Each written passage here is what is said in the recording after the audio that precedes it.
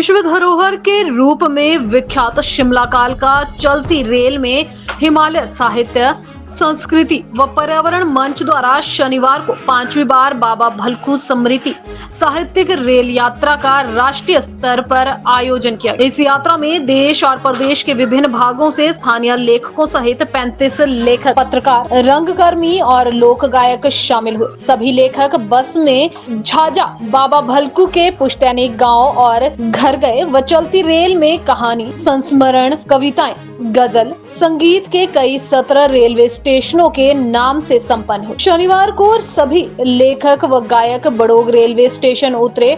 वह यहाँ पर उन्होंने संस्कृति का आदान प्रदान किया। हिमालय मंच के अध्यक्ष और प्रख्यात लेखक SR हरनोट ने बताया कि पहले दिन अतिथि लेखकों का स्वागत सम्मान किया गया व रेलवे स्टेशनों के नाम से कविता, कहानी, संस्मरण, गीत, लोकगीतों के सत्र आयोजित किए गए। हिमालय साहित्य मंच की सदस्य लेखिका दीप्ति सारस्वत प्रतिमा के कहानी संग्रह प्याली भर जुगपसा का भी विमोचन हुआ। हरनोट ने बताया कि इस यात्रा का मुख्य उद्देश्य आपसी प्रेम भाव और साहित्यिक आदान प्रदान के साथ अपनी धरोहर को स्मरण करना भी है।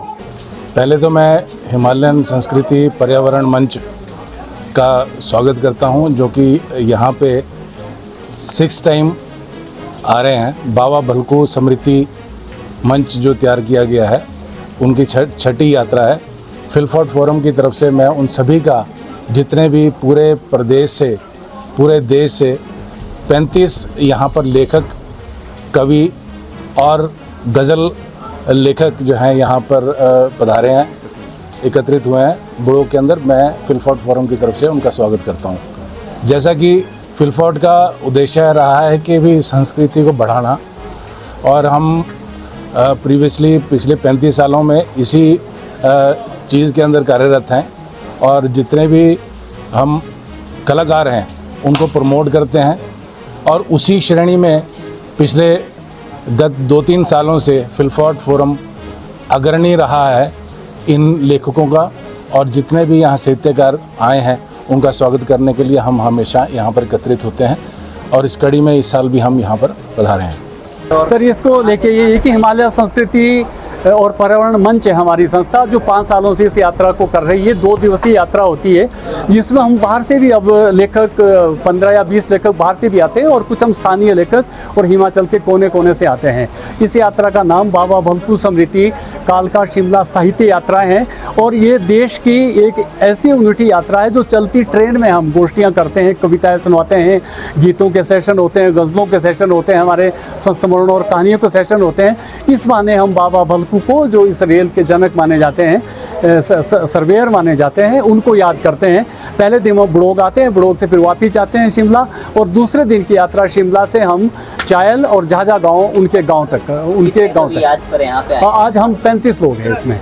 और कितने समय से लगातार ये 5 साल से है। 5 साल से हम कंटिन्यू कर रहे हैं। आगे भी क्या संदेश? आगे भी बिल्कुल, आगे यही संदेश है कि हम इस यात्रा में, जैसे मीडिया है, आप लोग हैं, सब वो हमारा सहयोग करें, और ताकि हम अपने हीरोज़ को, जो मतलब हाशिए पे चले गए हैं या जिनको बुलाया जा रहा है, ऐसे लोगों को याद करें, और अधिक से अधिक लोगों को साहित्य से जोड़ें, संस्कृति से जोड़ें।